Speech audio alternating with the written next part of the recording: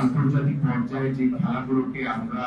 সামনের দিকে এগিয়ে নিয়ে যেতে পারলে আমরা আরো বেশি ভালো কিছু অর্জন করতে পারবো, সেই খেলাগুলোকে আমরা সর্বোচ্চ গুরুত্ব দিয়ে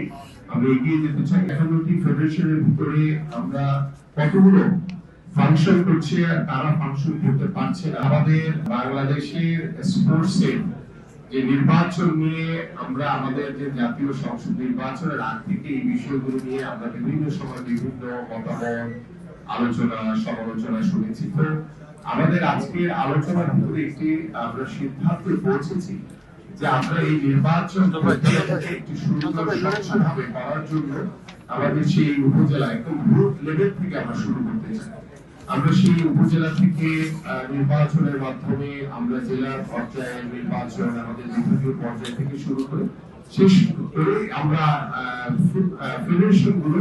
আমরা নির্বাচন গুলো আনুষ্ঠানিকভাবে শেষ করতে চাই। এটি প্রক্রিয়ার ভিতরে একটু সময়ের ব্যাপার। তো আমরা আনুষ্ঠানিকভাবে আমাদের স্পোর্টস মিনিস্ট্রি বা আমাদের ক্রীড়া পরিষদ থেকে আমাদের আলাপ আলোচনার মাধ্যমে সেই চিঠিগুলো ইনশাআল্লাহ আমরা দ্রুতই আমরা সংশ্লিষ্ট ক্রীড়া সংস্থা, আমাদের সংশ্লিষ্ট যারা রয়েছে তাদের কাছে পৌঁছে দিব। পাশাপাশি আমাদের ফেডারেশন গুলো যে কার্যকারিতা, যে আপনারা জানেন যে আমাদের প্রায় 51টি ফেডারেশন রয়েছে, সেই 51টি ফেডারেশনের ভিতরে আমরা কতগুলো ফাংশন করছে আর তারা ফাংশন করতে পারছে না বা তাদের কি কি সমস্যা রয়েছে, সেই ফাংশন গুলো কিভাবে করা যায়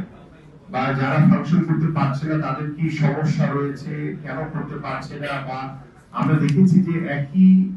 ধরনের খেলা কয়েকটি ফেডারেশন রয়েছে, তো সেগুলোকে আমরা আলাপ আলোচনার মাধ্যমে মার্চ করে দেওয়া যায় কিনা সেটাও আমরা আলোচনা করছি। কিছু কিছু জায়গায় আমাদের কিছু বিচার বিশ্লেষণ রয়েছে যে আমরা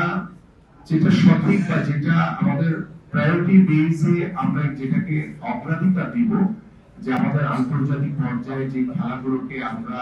সামনের দিকে এগিয়ে নিয়ে যেতে পারলে আমরা আরো বেশি ভালো কিছু অর্জন করতে পারবো, সেই খেলাগুলোকে আমরা সর্বোচ্চ গুরুত্ব দিয়ে আমরা এগিয়ে যেতে চাই। এবং অন্যান্য যে ফেডারেশন গুলো ঠিক মতো যারা ফাংশন করতে পারছে না তাদেরকেও আমরা বলবো যে এই খেলাগুলো হয়তো অনেক খেলা রয়েছে বাংলাদেশে একদমই নতুন, তো সেই খেলাগুলোকে কিভাবে আমরা একদম স্কুল লেভেল থেকে শুরু করে রুট লেভেল পর্যন্ত পৌঁছে দিতে পারি। কারণ আমরা চাই যে আমাদের